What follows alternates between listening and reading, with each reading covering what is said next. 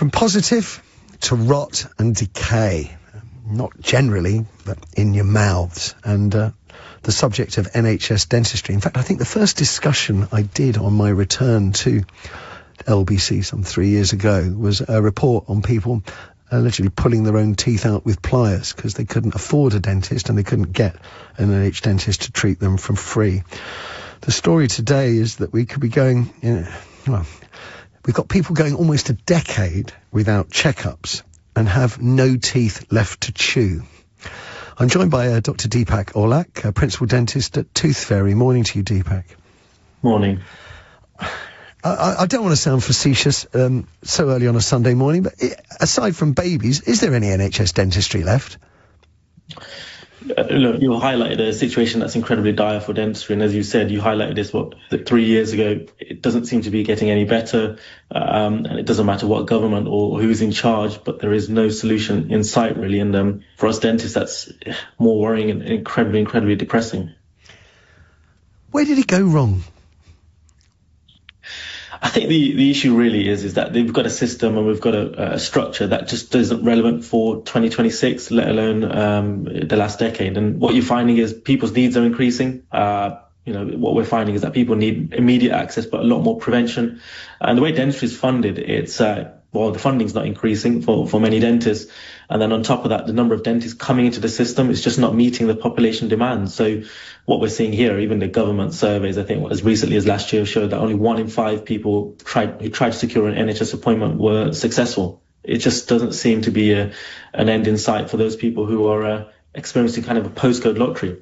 I'm quite queasy and it is early, but I mean, how bad are people's mouths? I remember in the 1970s, Americans would come over, and one of the comments they used to make about the British was we had lousy teeth. And I can remember David Bowie subsequently going off and having his fixed. But it strikes me that if our teeth were lousy in the 1970s, they're far worse today.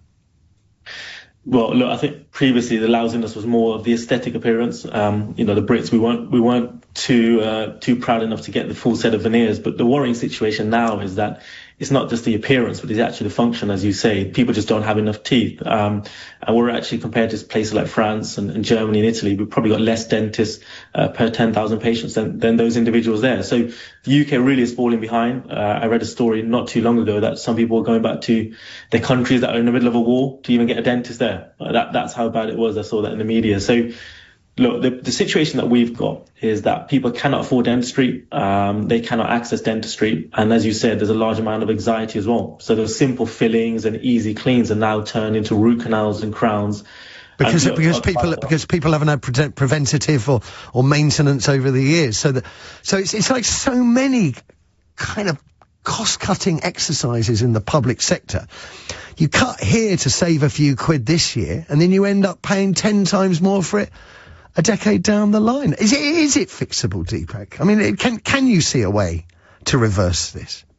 Yeah, you have to be bold. I think what the governments are constantly doing is the sound bites of here's a little bit of pot of money here and here's another pot of money. And what you're doing is kind of patching over the cracks. You need a foundational kind of strip out of NHS dentistry and say, right, how do we make this more preventative? How do we stop those fillings and crowns and root canals?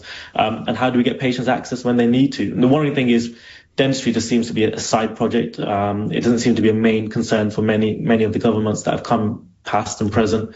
So something really needs to be done. And look, I would say one thing is we are now seeing more and more patients, especially even us here at Toothfairy, of coming in that are so chronic that we could have fixed these with easy 1 or 2 appointments if they came to see us 6 months ago. That's the biggest situation that we're seeing. Dr. Deepak Aulak, I appreciate you giving up your time on a Sunday morning. I have to hold my hand up straight away and say I'm probably now 2 years since my last checkup, in part due to a lack of availability of dentists. What a terrible state, eh? What a terrible state. You're listening to Matthew Wright here on LBC. After